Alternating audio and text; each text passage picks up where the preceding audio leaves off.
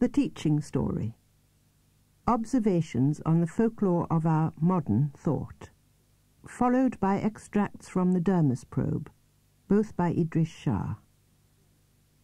The teaching story originally appeared in Point No. 4, winter 1968 to 69. Both works are produced and published in this recording in 1998 by arrangement with the estate of Idries Shah, which holds the copyright therein. The teaching story is read by David Wade, and the extracts by members of the London College of Storytellers. There is no nation, no community without its stories.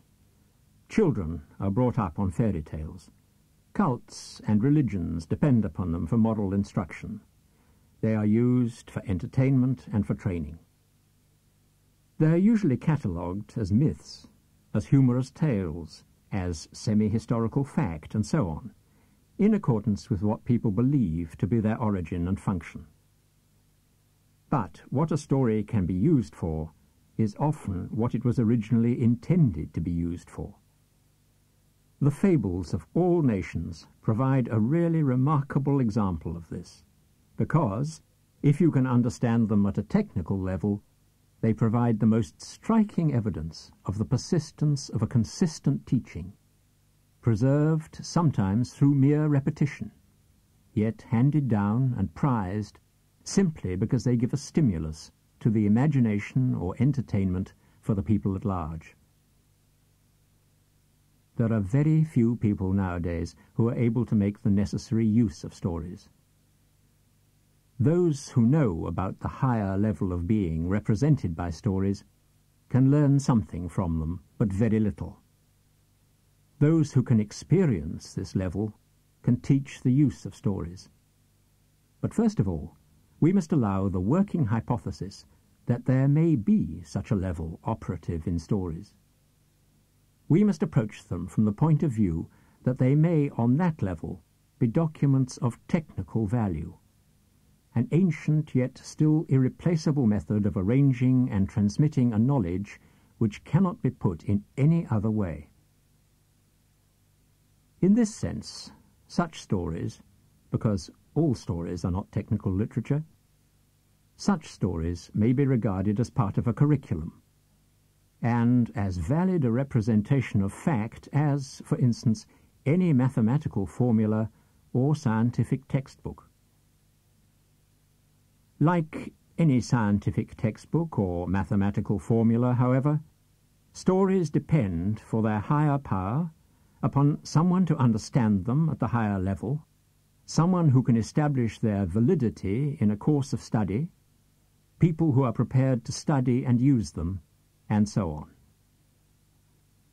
At this point, we can see quite easily that our conditioning, which trains us to use stories for amusement purposes, is generally in itself sufficient to prevent us from making any serious study of stories as a vehicle for higher teaching.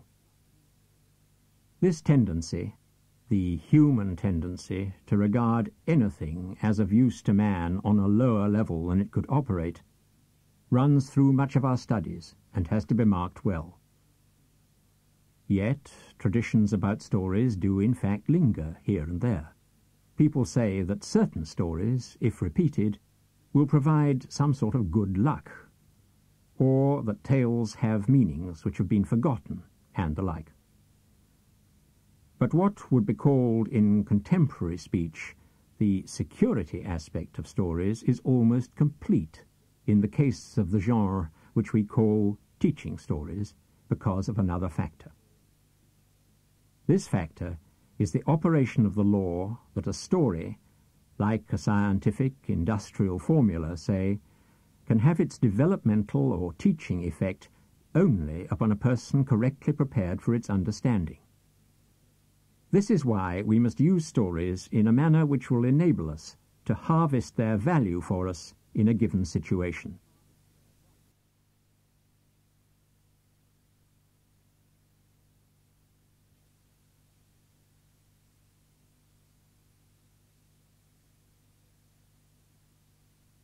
Evenings with Idries Shah. Sufi discussions collected by R. Easterling and Camille Hanafi. Original material, copyright 1981 by Idries Shah. This recording was produced and published in 1998 by arrangement with the estate of Idries Shah. This book is read by David Wade. Evenings with Idries Shah. These materials, as those will know who have read compilations of discussion sessions with Rumi and other Sufis, form a part of a valuable and, for most people, an unusual body of literature. Traditionally, Sufi exponents give out ideas and stories, give answers to some questions, prescribe exercises, and at times their letters and lectures are also circulated. During evening meetings for many centuries, the performance, which involves both talking to the audience and interacting with its members, has what is experienced as a unique quality. If recorded Sufi materials cannot substitute for actual presence at a Sufi school, they can certainly prepare for it.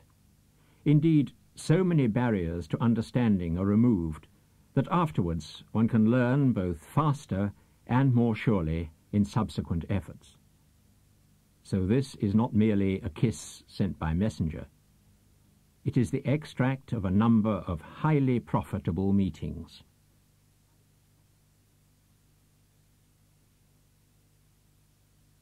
Nature and discipline.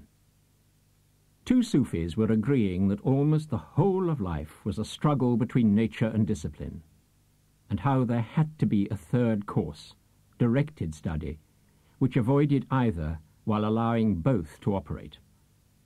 A certain student, anxious to learn but schooled in the false theories of mere tonguesters, said, "First, why can discipline alone, or nature alone, not lead to knowledge?